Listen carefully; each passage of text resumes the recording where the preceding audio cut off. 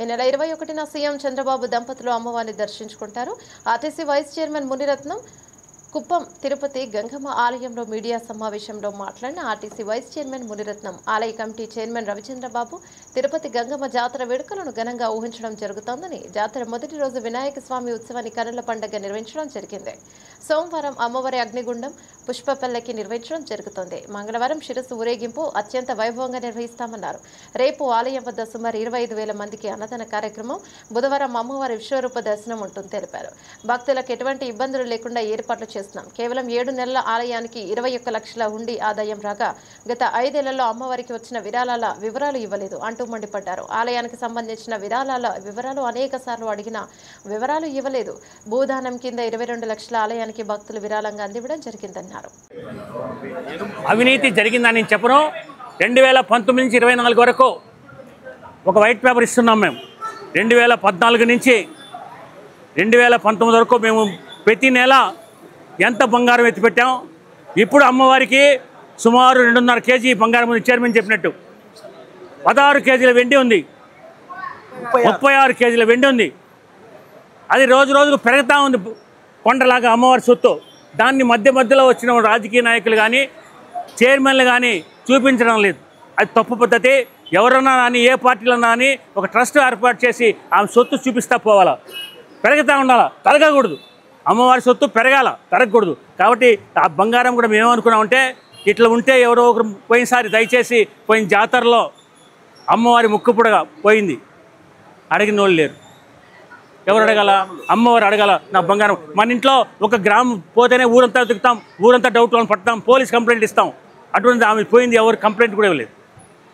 కాబట్టి అటువంటివి ఉన్నాయి, లోటుపాట్లు జరుగుతున్నాయి. ఆ లోటుపాట్లు లేకుండా వచ్చే చైర్మన్లు కానీ డైరెక్టర్లు కానీ సొత్తును కాపాడండి అని చెప్పి మేము కోరుతా ఉండేది. తెలుగుదేశం పార్టీ తరఫున మేము కాపాడతాం. మేము తప్పు చేస్తాం, మేము విమర్శించండి, కానీ ఆమె సొత్తు కాపాడేదానికి మాత్రం అందరూ రావాలా.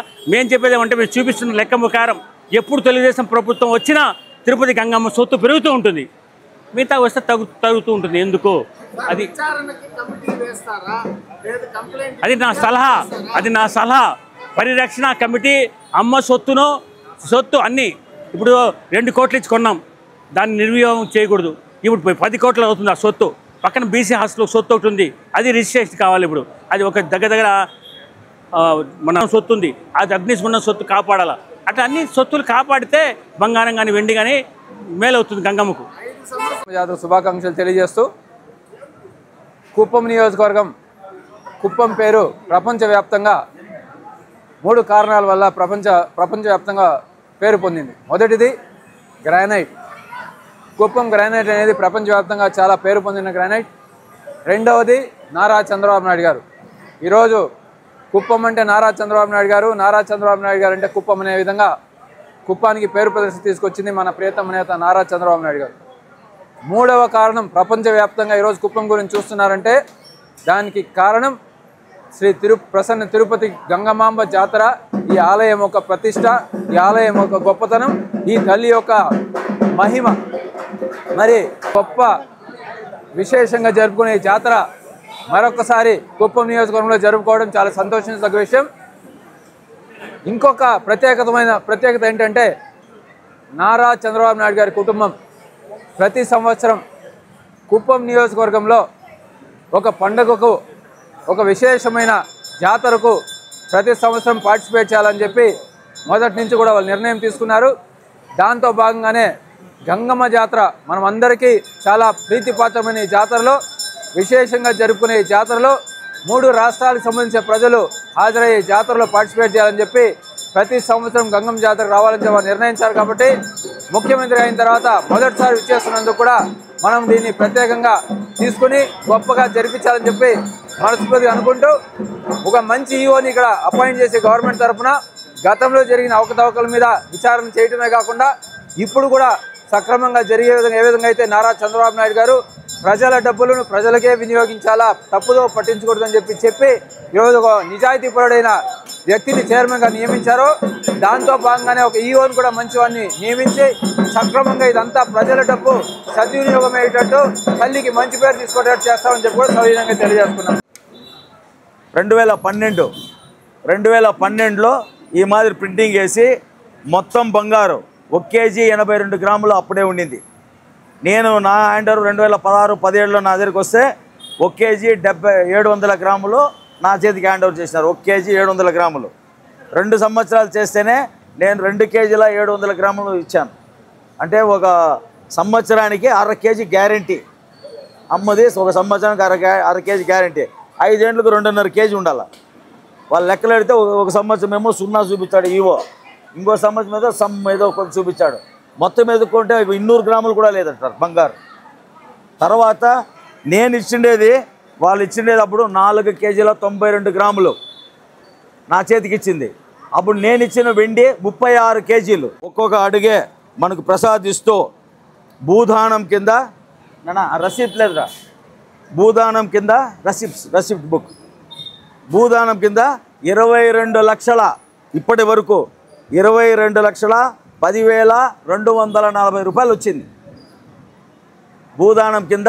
మనకి ఇప్పుడే ఏమి స్టార్ట్ కాలేదు, ఇంకా వారం కూడా కాకముందే మనకు కావాల్సిన డబ్బులు దానికి ఎంత అంటే, రావుకాలం శ్రీనివాది తీసుకునేది మనం 60 లక్షలు, దానికి 2.5 లక్షలు అడ్వాన్స్ ఇచ్చాం. ఇంకా 57,50,000 దానికి ఇచ్చి రిజిస్ట్రేషన్ చేసుకోవాలి. రెండవది నిత్యానందం అన్నది రిజిస్ట్రేషన్ అయిపోయింది. రిజిస్ట్రేషన్ కాపీలు అమ్మవారి పేరు మీద, తిరుపతి గంగమ్మ పేరు మీద రిజిస్ట్రేషన్ అయింది. దీని వాల్యూ వచ్చి 27,50,000 మొత్తం పేమెంట్ ఇచ్చేసాం. మొత్తం పేమెంట్ ఇచ్చి దీన్ని అమ్మపేటలో రిజిస్టర్ చేసాం. ఇంక నెక్స్ట్ స్టెప్ వచ్చి ఈ 57,50,000 రూపాయలని ఇచ్చేసి దీన్ని త్వరలోనే మేము రిజిస్ట్రేషన్ చేపిస్తాం. చేస్తే దీని వాల్యూ ఇప్పుడు కొనిండేది, ఇప్పుడు కొనిన దాని ప్రకారం లెక్కేస్తే ఒక 90 లక్షలు అనుకోండి. ఇప్పుడు దాని మార్కెట్ విలువ 1,50,00,000. ఇది దారిని చేసుకొని కొంచెం ముందుకు పోతే మనకి ఇచ్చిండే 39 సెంట్లు విలువ. అప్పుడు ఎందుకు పనికి రాకుండా ఉన్న భూమి, గవర్నమెంట్ భూమి, బండ వేస్ట్ అనే మాదిరి మనకి ఇచ్చిన భూమి విలువ ఇప్పుడు 10 కోట్ల రూపాయలు. అమ్మకు ఇప్పుడు 10 కోట్ల రూపాయలు విలువ వచ్చే భూమి వచ్చింది. ఇదే విధంగా చేసే పద్ధతిలో తెలుగుదేశం పార్టీ నాయకులు, చంద్రబాబు నాయుడు గారు, మా పెద్ద నాయకులంతా మాకు నేర్పించినది. అటువంటి శ్రీ ప్రసన్న తిరుపతి గంగమాంబ కుప్పంలో బ్రహ్మోత్సవ వేడుకలు ప్రతి సంవత్సరం సాంప్రదాయ పద్ధతిలో జరిగే క్రమంలో ఈ సంవత్సరం కూడా చాలా పెద్ద ఎత్తున బ్రహ్మోత్సవ ఏర్పాట్ల గురించి కార్యక్రమాలు జరుగుతున్నాయి. సాంప్రదాయబద్ధంగా మనకు ఉగాది పండుగ రోజు పత్రిక, ఆ రోజు ముహూర్తం నిర్ణయించడం, తర్వాత తమిళ్ ఉగాది రోజు డీటెయిల్డ్గా పత్రిక రాయడం, తదుపరి చాటింపు వేసే కార్యక్రమం, ఇవన్నీ జరిగిన తర్వాత నిన్నటి రోజు సాయంత్రం మొట్టమొదటి ఉత్సవం వినాయక స్వామి ఉత్సవాన్ని కన్నుల పండుగగా నిర్వహించడం జరిగింది. ఈ రోజు నుంచి కూడా వరుసగా సోమవారం వరకు ఉత్సవాలు. మీకు అందరికీ తెలుసు, ఈరోజు శేషవాహనం 2 ఉత్సవాలు, రేపు సింహవాసనం వాహనం మీద 2 ఉత్సవాలు, తదుపరి అశ్వవాహనం ఆదివారం రోజు జరుగుతుంది. మళ్ళీ సోమవారం రోజు అత్యంత వైభవంగా అగ్నిగుండ ప్రవేశం, ఆ రోజు పుష్పపల్లికి బాణవేడుకల కార్యక్రమం, తదుపరి మంగళవారం రోజు 20వ తేదీ శిరస్సు ఊరేగింపు కుప్పం చెరువు కట్ట మీద సుమారు 7-7:30 గంటలకు ప్రారంభమై బుధవారం 10 గంటల వరకు కూడా నిర్విరామంగా అమ్మవారి శిరస్సు ఊరేగింపు అత్యంత వైభవంగా జరుగుతూ భక్తాదులు ఎంతో భక్తి శ్రద్ధలతో బలిదానాలు చేస్తూ అమ్మవారిని కొలిచే కార్యక్రమం కూడా అది తప్పకుండా ఏ పద్ధతిలో జరగాలనో దాన్ని అంతా కూడా చేయాలని చెప్పి తెలియజేస్తూ 21 బుధవారం రోజు విశ్వరూప దర్శనం అత్యంత వైభవంగా లక్షలాది మంది భక్తులు దర్శించుకునే విధంగా గౌరవ ముఖ్యమంత్రి నారా చంద్రబాబు నాయుడు గారు, నారా భువనేశ్వరి మేడం గారు కూడా విశ్వరూప దర్శనం